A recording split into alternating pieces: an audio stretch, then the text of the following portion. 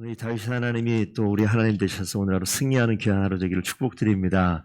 오늘 제가 성경 가운데 어렸을 때 제일 머릿속에 강력하게 남아있는 본문이 사실 이겁니다. 우리가 다윗과 골리앗은 믿지 않는 난 크리스찬들도 다 아는 이야기예요. 그래서 일반 사람들도 흔히 가끔씩 되지 않는 싸움을 이야기할 때 다윗과 골리앗의 이제 싸움이다 이렇게 비유할 정도로 유명한 본문인데 저희가 한 가지 좀 이 말씀을 좀 들어가기 전에 부탁드리는 것은 성경을 저도 이렇게 한번 생각해 보니까 내가 하나님의 말씀을 직접 대해서 말씀을 읽기보다 어렸을 때 아무리 생각해 보니까 전사님이나 목사님이나 설교를 통해서 또 선생님들의 이 주일날 공부하는 이 공과 공부, 분반 공부 뭐 이렇게 이야기하는데 그런 공부를 통해서 많이 들었어요. 그 이야기처럼 많이 듣다 보니까 성경의 내용을 제가 많이 안다라고 생각을 하고 꽤 오랫동안 시간을 보냈던 것 같아요. 근데 성경을 보니까 성경을 정말 모르는구나 라는 생각을 한 적이 있습니다. 왜냐하면 성경을 보니까 뭐 이런 말도 써있네, 저런 말도 써있네, 이렇게 보는 것들이 점점 늘어날 때 그런 것을 깨달았죠.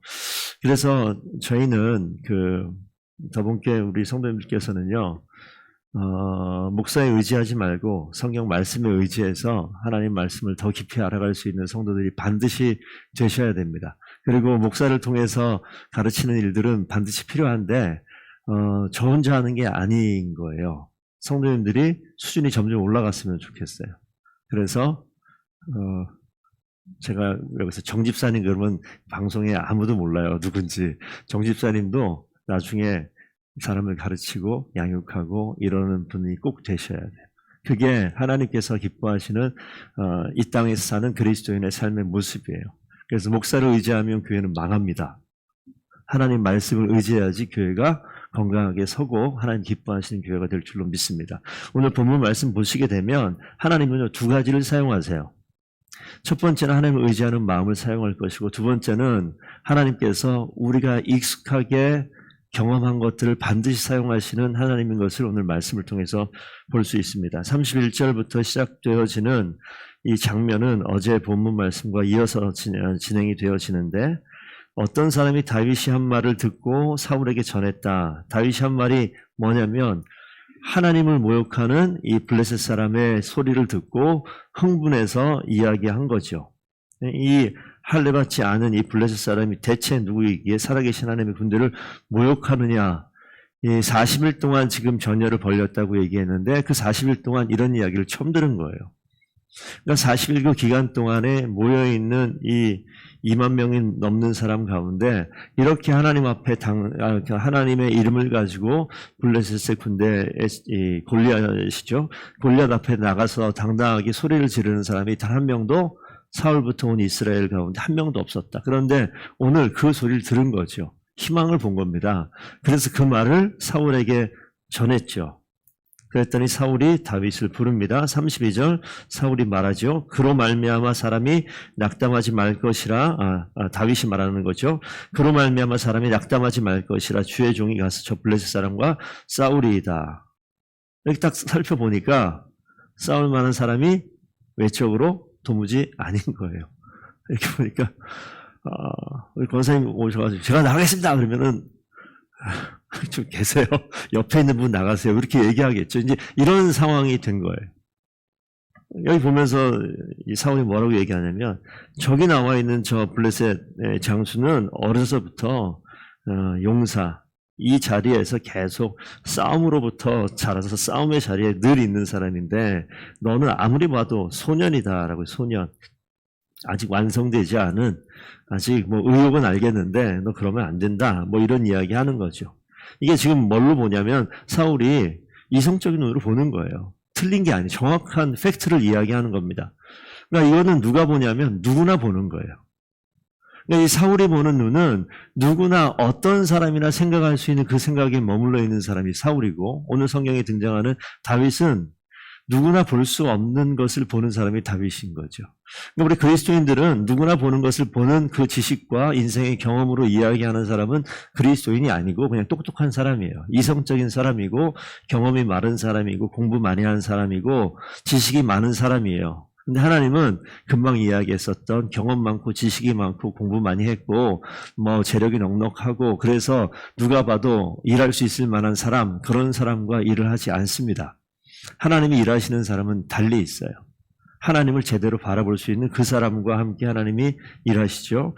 다윗이 근데 할 말이 없잖아요. 너 소년이다. 틀린 말 아니에요. 그러니까 자기가 가지고 있는 것을 끄집어내서 경험을 이야기하는데 그것이 이제 34절부터 나타나죠. 34절에 보니까 뭐라고 기록되어 있냐면 주의 종이 아버지 양을 지킬 때 사자나 곰이 와서 그러니까 자기 뭐 했냐면 양 치는 사람이죠. 양 지키는 일을 자기가 지금까지 해왔는데 그때 자기의 경험 속에서는 가장 위험하고 어려웠던 일, 사자나 곰이나 이 들짐승이 다가와서 양 새끼를 물어갈 때 벌어졌던 일. 그러니까 인생의 다윗의 인생입니다. 다윗 인생에 있어서 이 진짜 절체절명의 순간에 웬만한 소년이면 곰에게 당했을 것이고 사자에게 그렇죠 먹히거나 죽거나 도망치거나 이런 일이 있었을 텐데 그런 일이 있었을 때 35절 보니까 내가 물고 막 그 양 새끼를 물고 그렇게 하겠죠. 사자가 양의 무리가 있으면 한 마리 물고 도망갈 것 같은데 그러면 어떡합니까? 따라가서 그것을 치고 입에서 새끼를 건져냈다. 자기가 했던 일을 경험을 이야기하는 겁니다. 그래서 나를 해하고자 하면 그죠?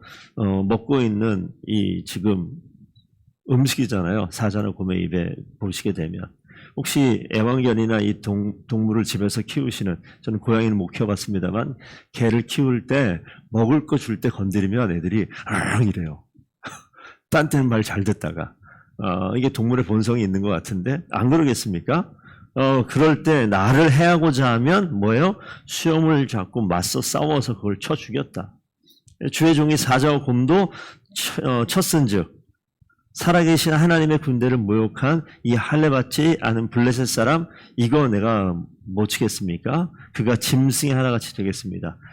뭐 패기가 대단하죠. 이거는 이제 다윗이 자신의 인생의 경험 속에 있는 이야기를 하는 거예요. 그러니까 37절 가면 뒤에 그 이야기를 한번 좀 보십시오. 다윗이 이르되 여호와께서 나를 사자의 발톱과 곰의 발톱에서 건져내셨은즉 이 블레셋 사람의 손에서도 건져내시리이다. 이게 자신이 양을 치면서 했었던 뭐 전략이 있고 방법을 깨달았고 이게 아니라 37절 고백을 잘 보시면 여호와께서 나를 사자의 발톱과 곰의 발톱에서 건져내셨다. 이 똑같은 상황을 지금 다윗은 그 일반 아까 사울이 이야기한 것들처럼 너는 소년이고 저기 블레셋 저 장군은 용사다라고 이야기하는 거는 이성적인 눈으로 본 거예요. 그리고 여기에 다윗이 이야기하는 것은 제일 중요한 말이 그 여호와께서 이 나를 건진 게 내 경험만이 아니라 여호와께서 나를 사자와 발톱에서 곰의 발톱에서 건져내셨다. 여호와께서 사자와 곰의 발톱에서만 건져내겠습니까? 이 블레셋 사람, 뭐 어떤 사람이냐? 그냥 블레셋 사람도 아니고 하나님이 나와 함께 하셔서 승리하게 하셨는데 아니 저 블레셋 저 장수라는 저 인간이 지금 하나님을 모욕하는데 만군의 여호와 하나님, 이스라엘 하나님의 이름을 모욕하는데 하나님이 가만두시겠습니까? 라고 지금 이것은 자신의 경험으로 나 이런 경험이 있으니까 블레셋 사람이 이길 거예요 라고 이야기하는 게 아니라 가장 설득력 있는 말이 뭐냐면 우리 이스라엘 군대의 하나님, 만군의 여호와 하나님을 모욕하는 그 하나님이 모욕하는 그 자를 이 지금 나를 지키시는 하나님이 지금 그 안 지키겠느냐라고 지금 얘기하는 거죠. 그 얘기 들으니까 사울이 할 말이 없는 거예요. 되게 창피했을 것 같아. 자기 기름 부음 받은 왕이잖아요. 다윗이 기름 부음 받았는지 아닌지는 알 수 없으나 지금 다윗이 40일 동안 이스라엘 군대 가운데 빠져있는 핵심 정국을 찔러서 이야기한 거예요. 그래서 가라. 여호와께서 너와 함께 계시기를 원하노라. 지금 하나님의 이름을 이야기했는데 아니야 하나님이 너를 못 지킬 거야 이렇게 이야기하겠냐고요. 지금 다윗이 아니라 그 누구라도 이렇게 사울 앞에 나갔으면 사울은 다윗을 보내듯이 그 사람을 보냈었을 거예요. 그런데 이 40일의 전예를 벌리는 이 시간 동안에는 아무도 그런 사람이 없었어요. 누가 그렇게 합니까? 어제도 말씀드렸지만 이 전장에는 하나님께서 기름 부어 세운 두 사람이 있습니다. 사울과 다윗이에요. 근데 이 두 사람 가운데 다윗의 일하는 모습을 보시라고요. 또한 사울의 일하는 모습을 보라고요. 이 두 가지가 지금 겹쳐 있습니다. 하나님이 지금 누구를 사용하시고 누구를 통해서 하나님의 일을 하실 것인가, 하나님의 영이 충만한 다윗을 통해서 일하는데 그 입술에 나오는 것은 하나님 여호와를 의지하는 말이 그 입에서 나오고요. 사울은 자신이 눈으로 보고 경험하고 자신의 이성적인 판단의 말들이 입에서 나와요. 교회 가운데서 교회 일을 할 때 보면 이 직분과 상관없습니다. 함께 모여서 교회 일을 하고 내지는 함께 모여서 어떤 상황에 대한 이야기를 할 때 하나님께서 주신 믿음의 근거에서 신앙의 말을 하는 사람이 있고요. 자신이 경험한 이야기를 하는 사람이 있어요. 그때는 반드시 뭘 선택해야 됩니까? 아무리 설득력이 있어도 경험에 의해서 결정하는 것은 저 밖에서 학교에서 하는 일이에요. 이 안에서 결정되어지는, 적어도 물론 밖에서도 우리가 그리스도인이라 하면 하나님께서 말씀하시는 그 신앙의 결단을 해야 됨에도 불구하고 그 일들이 어디에서? 교회 안에서조차 그 두 가지 이야기가 되어집니다. 그럼 뭘 선택하냐고요. 모든 사람들이 하나님의 말씀에 근거하기보다는 이 땅의 삶의 방식에 많이 젖어 있기 때문에, 목사님, 우리가 저희 교회가 뭐 이런 일을 해본 적이 없고요. 이 일들을 하는 것은 글쎄 뭐 우리 재정적인 부분에 있어서나 우리 일할 사람들의 숫자를 봐서나 이건 못할 것 같아요. 다음에 하는 게 맞을 것 같습니다. 설득력 있죠. 딱 봐도 인원이 없어요. 딱 봐도 재정이 부족해요.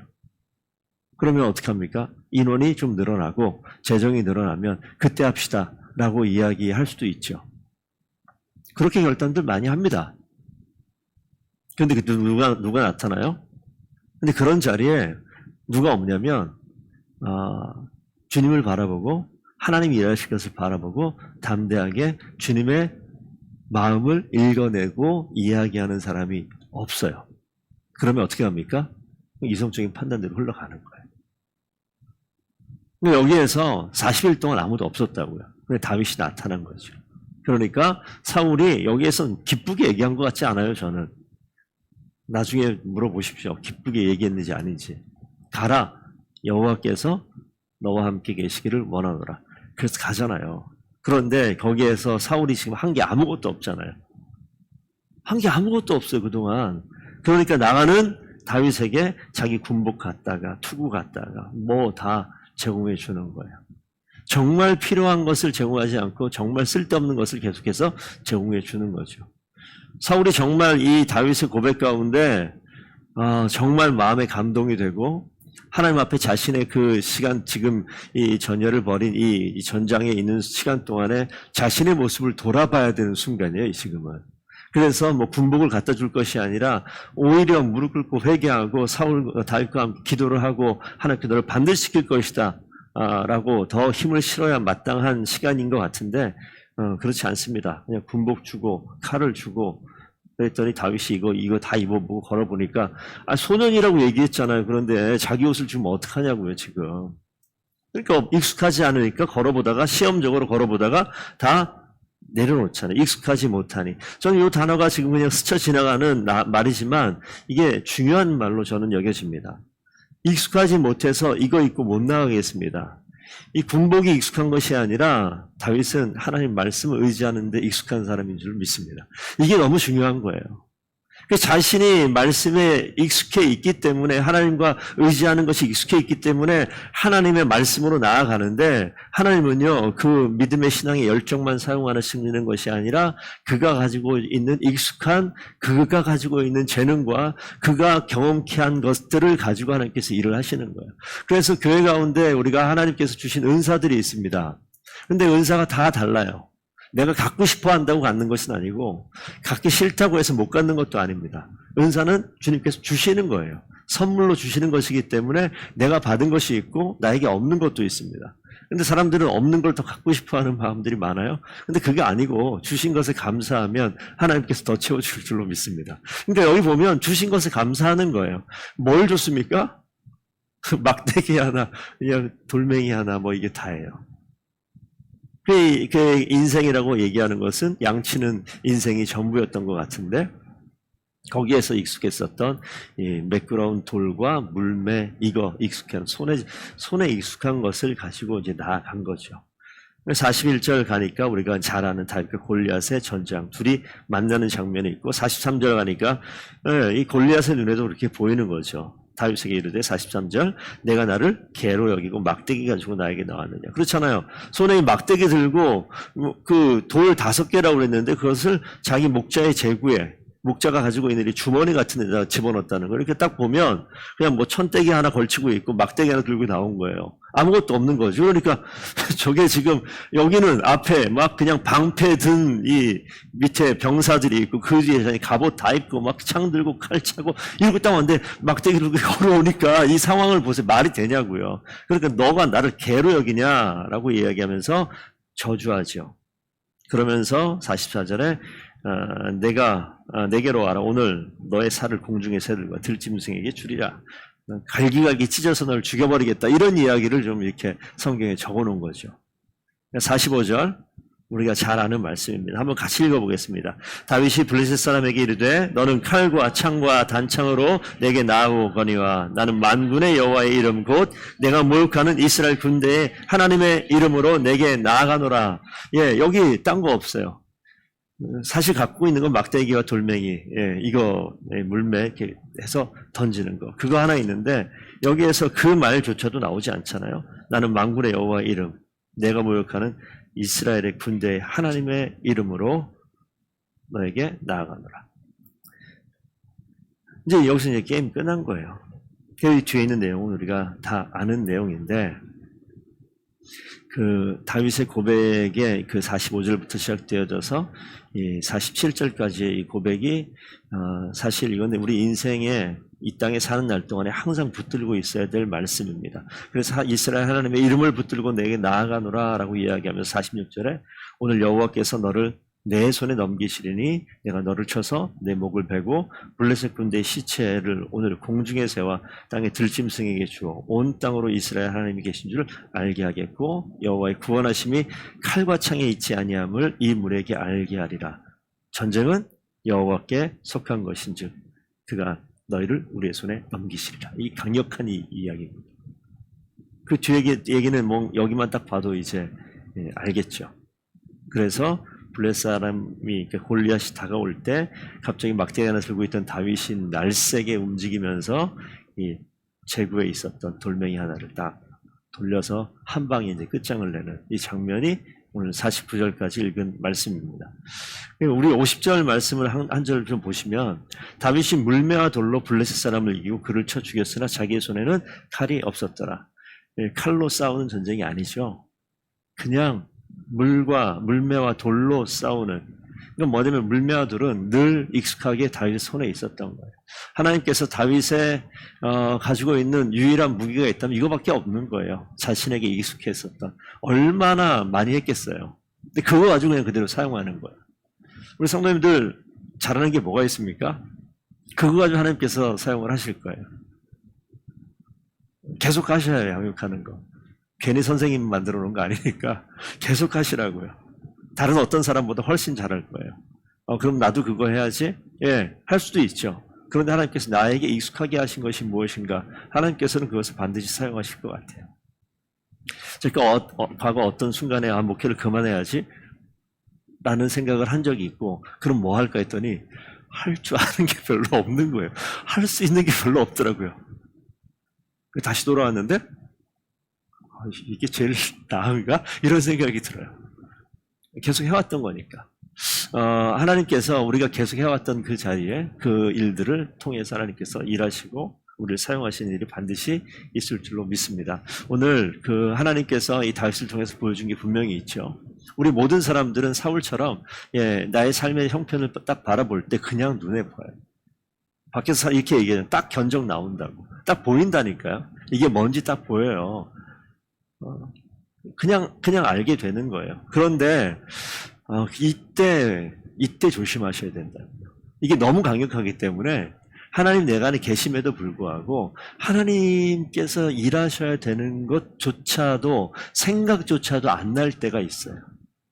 그래서 우리가 항상 굶주려 있어야 됩니다. 하나님 말씀에 굶주려 있어야 돼요. 배가 고프면 뭐 시키지 않아도 냉장고 문 열고 드시잖아요. 근데 배가 부르면요. 있어도 안 먹죠. 있어도 안 먹어요. 제가 피자를 좋아하거든요. 근데 피자를 먹던 사람이 몇 끝자루 남기는 사람 보게 되면 이해가 안 돼요. 배가 고파 보라고 남기나 다 먹을걸요? 그런 거예요. 그러니까 하나님 말씀이 고파야 돼요. 그러니까 이 영의 양식에 대한 이 갈급함이 있게 되어지면, 이 반드시 하나님의 말씀이 움직여야 되는데 우리가 일상 살다 보면 하나님의 말씀이 아니라 내 경험과 내 생각과 이성적인 판단과 이런 것들이 강력하게 움직여서 하나님의 말씀이 하나님이 우리 안에 계심에도 불구하고 우선순위 뒤에 밀려 있어요. 그래서 항상 모든 일에 이런 표현이 오늘 먹는 얘기가 나왔으니까 맞을지 모르겠습니다만 그냥 생각하시라고. 하나님께서 일하시면 항상 에피타이저로 사용하셔야 돼요. 항상 제일 먼저 일단은 하나님의 말씀을 맛을 보고 그 다음에 이성적인 판단을 메인이라고 생각하는 먹더라도 항상 하나님의 말씀이 먼저 우리 인생 가운데 앞서서 일하실 수 있도록 그렇게 하루하루 살아가시는 귀한 성도들 되기를 축복드립니다. 우리가 오늘 하루 또 승리하는 귀한 날 되기를 원하고요. 다윗과 같은 주의 말씀 만군의 여호와 하나님을 의지하는 귀한 주의 성도들 되기를 축복드립니다. 기도하겠습니다.